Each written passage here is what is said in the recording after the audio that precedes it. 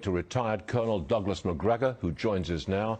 Sir, what's the strategy? Putin attacks a nuclear power plant. What's the strategy behind that? Is it just to intimidate civilians? The strategy was not to attack any power plants or the power grid. The Russians have very carefully avoided interrupting any power. No damage to communications, no damage to any of the things that are essential like the water supply. What you're seeing is that the Russians have now driven what is left of the Ukrainian forces, who are taking refuge in population centers, cities, because they have no mobility, no air defense, no air cover, no logistical infrastructure. They are now mingling with the population, much as we've seen in the Middle East. Whenever we drove the Islamists out of business, they ran into cities, used people as shields, the civilian population, and tried to avoid being annihilated. And I think that's essentially what's happening today with the population being used by the Ukrainian forces to avoid destruction. Do you think Putin will pull what I would call a Grozny? Grozny was the capital of this breakaway republic. He flattened it when the civilians resisted. Yes. You're going to see this. I mean, is he going to flatten Ukraine? No, absolutely not. In fact, he's worked hard to capture most of it intact. Surprisingly little damage, frankly, Stuart. Much less damage than we inflicted on Iraq when we went into it, either in '91 and again in 2003. Now, I think they're just surrounding the Ukrainian forces, and they are annihilating them.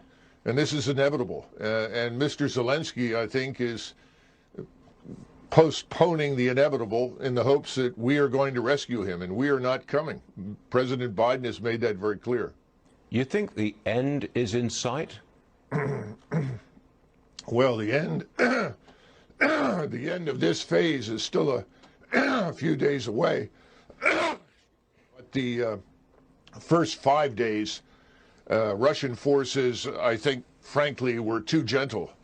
They've now corrected that. So the question is, what is it that Zelensky is going to do? The Russians have made it very clear what they want is a neutral Ukraine.